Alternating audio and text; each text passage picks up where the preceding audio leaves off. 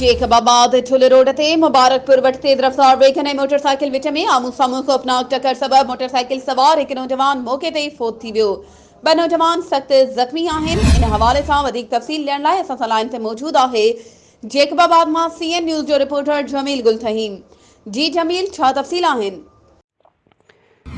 जी बिल्कुल, जेकाबाद जे ठुल वारे रोड मुबारकपुर थाणे जी हद में उते जेको आहे त वैन ऐं मोटरसाइकिल में आम्हूं साम्हूं जेको आहे त उन्हनि में ख़ौफ़नाक जेको आहे टकर थियो आहे, जंहिंमें हिकु नौजवान जेको आहे त थॾे ते जेको आहे फौत थियो आहे। उन सां गॾु जेके ॿ नौजवान हुया उहे जेके आहिनि सख़्तु जेके आहिनि हिन वक़्तु ज़ख़्मी आहिनि।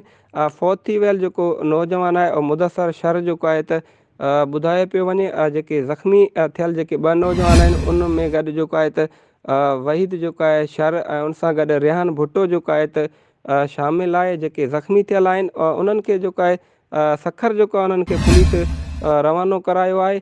जेको फौत थियल जेको नौजवान आहे उन जो लाश जेको आहे त वारसनि जे हवाले जेको आहे त कयो वियो आहे। होॾां जेका आहे त पुलिस जेका आहे त मुबारकपुर जी जेका आहे ॿुधाए पई त असां जेको आहे वैन जे ड्राइवर खे जेको असां पंहिंजे तहवील में वरितो आहे, जंहिंमें जेको आहे पुलिस जो वधीक चवणु हुयो त असां इन मामले जी जेका मुकमल जेका जांच आहे उहा जेका आहे त कयूं पिया। जी महिरबानी जमील, तफ़सीलनि खां आगाह करण जे लाइ।